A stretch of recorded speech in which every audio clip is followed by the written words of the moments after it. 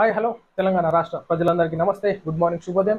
ఈ రోజు మరి ప్రజా ఎన్కౌంటర్ తెలుగు దినపత్రికలోని మెయిన్ పేరేషన్ వార్తా విశేషాలు ఎట్లా ఉంది చూద్దాం. సో ముందుగా వ్యూవర్స్ అందరూ దయచేసి ఈ యొక్క ప్రజా ఎన్కౌంటర్ పత్రికని సపోర్ట్ చేయవలసిందిగా, ఈ యొక్క వీడియోని లైక్ చేసి ఈ యొక్క సోషల్ మీడియాస్లో ప్రమోట్ చేయవలసిందిగా కోరుతున్నాం. వార్తా వివరాల్లోకి వెళ్దాం. అవసరమైతే ఢిల్లీలో ధర్నాకైనా వెనకాడం, ప్రాజెక్టులకు బడ్జెట్లో పరిమిత నిధులు, అందుకే కేంద్రం సాయం కోరుతున్నాం. మోడీ ఇచ్చిన హామీ మేరకు నిధులు అడుగుతున్నాం. 39 సార్లు కాకుంటే 99 సార్లు ఢిల్లీకి వెళ్తాం. మూసికి నిధులు తేలేస్తే కిషన్ రెడ్డికి సన్మానం. మీడియా చిట్ చాట్ లో సీఎం.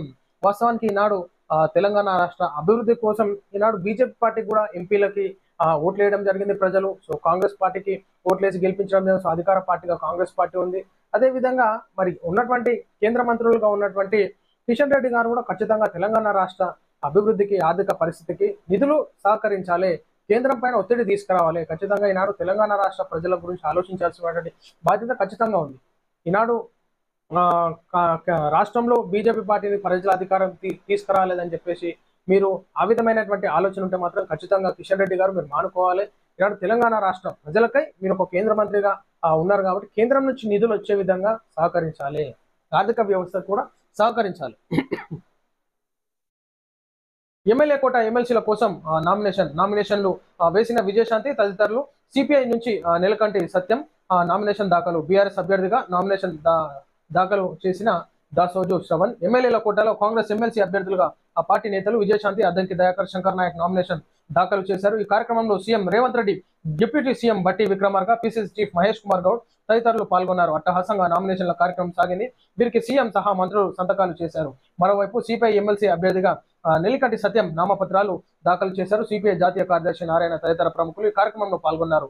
శాసనసభలో ఎమ్మెల్యేల సంఖ్య బలాన్ని పట్టి కాంగ్రెస్ కు 4, భారతకు 1 దక్కనున్నాయి. తమకు వచ్చే 4లో 1 సీటును పొత్తు ధర్మం ప్రకారం సిపిఐకి అస్సాం పార్టీ కేటాయించింది. అయితే మరి నామినేషన్ లో ప్రక్రియలో భాగంగా మరి విజయశాంతి గారు రావడం జరిగింది. సో విజయశాంతి గారు నామినేషన్ దాఖలు చేస్తూ మరి రేవంత్ రెడ్డి గారు, ఉన్నటువంటి మహేష్ కుమార్ గౌడ్, పొంగులేటి, మన బట్టి విక్రమార్క గారు అందరూ కూడా రావడం జరిగింది. సో ఉన్నటువంటి ప్రజలకు మరి మన విజయశాంతి గారు కూడా చూసుకోవచ్చు.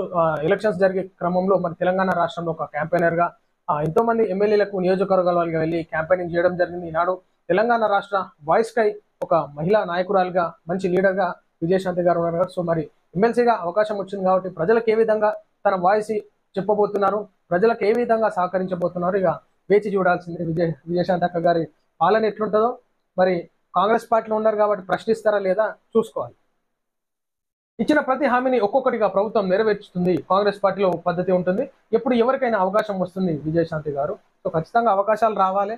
అవకాశం మీకు ఈనాడు తెలంగాణ ప్రజలు కల్పించినది. ప్రభుత్వం మీద ఒత్తిడి తేవడంతో ఈనాడు ఎస్సీ, ఎస్టీ, బీసీలు అందరు చైతన్యవంతమై ఎవరికి వారు సభలు ఏర్పాటు చేసుకోవడము ఈ విధంగా జరుగుతుంది కాబట్టి ఈనాడు దాంట్లో కూడా ఒక ఛాన్స్ గా మీకు అవకాశం వచ్చిందని చెప్పొచ్చు విజయశాంతి గారు.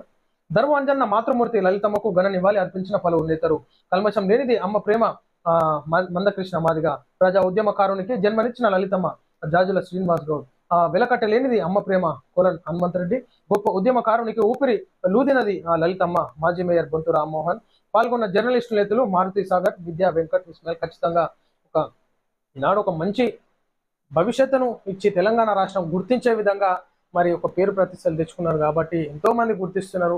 ఈనాడు ప్రతి సంఘాలు కానీ గుర్తించేటటువంటి ఆస్కారం ఉన్నది. ఒక లలితమ్మ గారిని మరి ఎంతో మంది ఇక్కడ మనం ఒక మోటివేషనల్ గా తీసుకోవాలి. ఎందుకంటే ఎన్నో సందర్భాల్లో తెలంగాణలో ఎంతో మందికి స్ఫూర్తిదాయకంగా నిలుస్తూ ఎన్నో విషయాల్లో కూడా మంచి చైతన్యవంతమైనటువంటి మాటలు చెప్పేటటువంటి వాళ్ళు మనకి చెప్పడం చాలా ముఖ్యం. సో వారిని గుర్తించడం కూడా మనకి గౌరవప్రదంగా మనం అందరం గుర్తించుకోవాల్సినటువంటి బాధ్యత అది.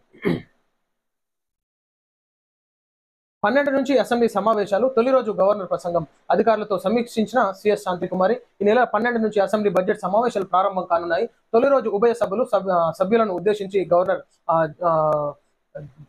జిష్ణుదేవ్ వర్మ ప్రసంగిస్తారు. 13న గవర్నర్ ప్రసంగంపై చర్చ ఉంటుంది. 14న హోలీ సెలవు కారణంగా అసెంబ్లీకి కూడా సెలవు. 15న గవర్నర్ ప్రసంగానికి సీఎం రేవంత్ సమాధానం ఇస్తారు. అసెంబ్లీ సమావేశాలు ప్రారంభం కానున్న సందర్భంగా రాష్ట్ర శాసన మండలి సమావేశాలకు సంబంధించి రాష్ట్ర ప్రభుత్వ ప్రధాన కార్యదర్శి శాంతికుమారి ఉన్నతాధికారులతో సమీక్ష సమావేశం నిర్వహించారు. ఇక సభ గట్టిగానే అవుతుంది. ఎందుకంటే తెలంగాణ రాష్ట్రం పరిపాలన, ప్రజాపాలన ఎట్లుంది, సమస్యలు ఎట్లున్నాయి, ఇచ్చిన హామీలు ఏంది, నెరవేర్చిన హామీలు ఏంది, ఆర్థిక వ్యవస్థ, ప్రతి ఒక్క దాని గురించి సభ గట్టిగానే అవుతుంది. చూడాలి ఎట్లుందో. మన కాక కూడా పోతుండో. అసెంబ్లీ సమావేశాలకు కేసీఆర్ హజారు, గవర్నర్ ప్రసంగం రోజు, బడ్జెట్ రోజు వస్తారు వెల్లడించిన వర్కింగ్ ప్రెసిడెంట్ కేటీఆర్. ఇక కాక పోతున్నట్టు ఇక సభ మొత్తం దదరిల్లాల్సిందే. ఎట్లుంటుందో చూడాలి. మరి వారు చేసిన ఉద్దారకం ఏముంది, ఇప్పుడు కాంగ్రెస్ పార్టీ చేస్తున్న ఉద్దారకం ఎట్లుంది? ప్రజాపాలన, ప్రజలు కోలుకున్న పాలన అని చెప్పి రేవంత్ రెడ్డి గారు అంటారు.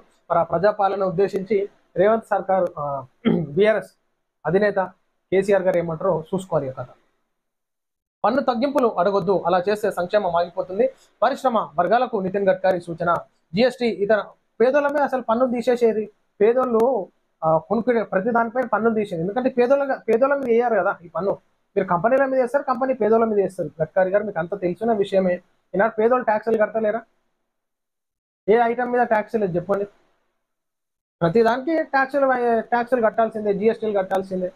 సామాన్య ప్రజలు కూడా ఈనాడు ఆర్థిక వ్యవస్థకు దోహదపడుతున్నారు. మీరు జిఎస్టీ ఇతర పన్నులు తగ్గించాలని ప్రభుత్వం విజ్ఞప్తి చేయొద్దని కేంద్ర మంత్రి నితిన్ గడ్కరీ పరిశ్రమ వర్గాలకు సూచించారు. పేదల కోసం సంక్షేమ పథకాలకు ఈ ఆటంకం కలుగుతుంది. సంక్షేమ పథకాలు ప్రజలకు కాదు, ఈనాడు రాష్ట్ర ప్రభుత్వాలు లబ్ధి పొందుతున్నాయి. సంక్షేమ పథకాల వల్ల ప్రజలని ఇంకా సోమరిపోతులను చేసి ఇష్టానుసారంగా కోటి రూపాయలు ఇచ్చి దాన్ని అదనంగా ఫేక్ డాక్యుమెంట్లు సృష్టించి ఈనాడు డబుల్ బెడ్రూమ్లు అయితేనేమి ఉన్నటువంటి చనిపోయిన వాళ్ళ మీద కూడా ఈనాడు ఇష్టానుసారంగా డబ్బులు తీసుకోవడం జరుగుతుంది. ఇది మన రైతు బంధు ఫేక్ డాక్యుమెంట్లు, ల్యాండ్లే ఉండే ఫేక్ డాక్యుమెంట్స్ సృష్టించి, ఫేక్ ల్యాండ్ పత్రాలు సృష్టించి రైతు బంధు కోట్ల రూపాయలలో పడిన సంగతి కూడా మనం చూసినాము. ఈనాడు శెల్కలకి గుట్టలకు కూడా ప్రజాధనం దుర్వినియోగమైనది. మరి తెలంగాణలో ఇప్పుడు కాంగ్రెస్ ప్రభుత్వం దాన్ని ఎట్లా కట్టడి చేస్తుందో చూసుకోవాలి. సో ఇది ప్రజలారా మనం చూస్తున్నాం ఈరోజు ప్రజా ఎన్కౌంటర్ తెలుగు దినపత్రికలోని మెయిన్ పేజ్ అడిషన్ వార్తా విశేషాలు. సో తిరిగి మరలా రేపు కలుస్తాం. దయచేసి అందరూ యొక్క ప్రజా ఎన్కౌంటర్ పత్రికని సపోర్ట్ చేయాల్సిందిగా కోరుతున్నాం. నమస్తే.